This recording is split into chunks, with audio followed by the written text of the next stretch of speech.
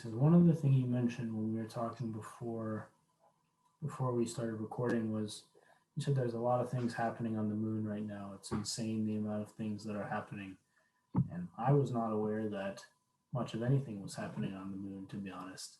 So, do you want to sort of elaborate for myself and those listening, sort of what sorts of projects are, I'll say, common, or just correct maybe some common misunderstandings you think people have of what countries and companies are doing up in space right now? Yeah. Um,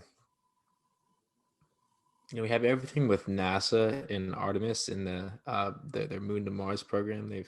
There are billions of dollars of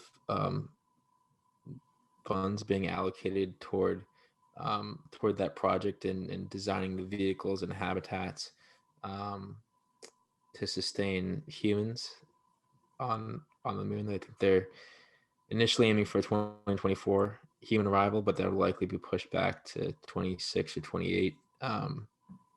And then you have ESA, the European Space Agency, is doing a lot of amazing stuff, and a lot of the Chinese and the Roscosmos, Russian Space Agency, united to build this lunar base at the South Pole, and you have billions of dollars being invested toward establishing a long-term presence, specifically at the lunar South Pole, and and then the North Pole too, but much more concentration on the South Pole. And this insane idea of excavating, mining, and processing the billions of tons of water ice on the moon is it's gotten legs, and it's picking up, and it's going to start flying soon. And before we know it, there will be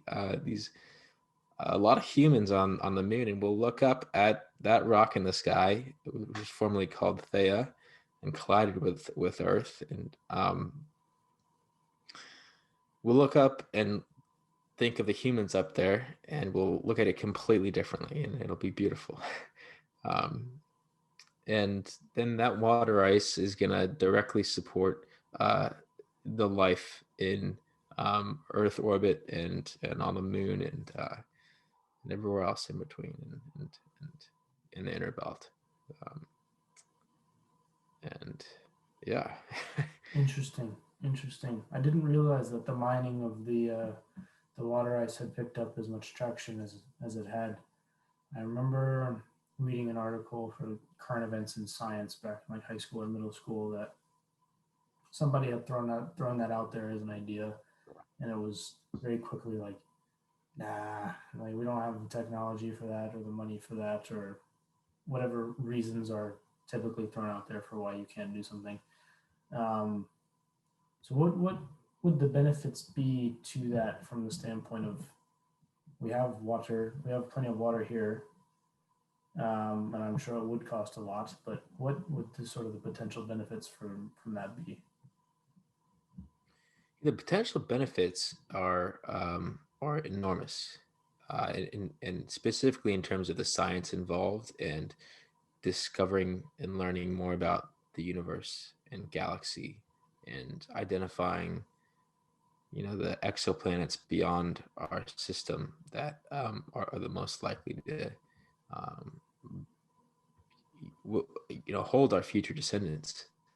um, and the telescopes on the moon and on the far side of the moon, you can observe a lot more with a lot less noise from because there's no water in the moon's atmosphere to that um, gets in the way of observing um, the materials and planets um, out there. Um, and then even the technology capability that's derived on the moon can be directly applied to Mars, and establishing self-sustaining biospheres out there that are it's much less risk in terms of like a 3-day voyage with the conventional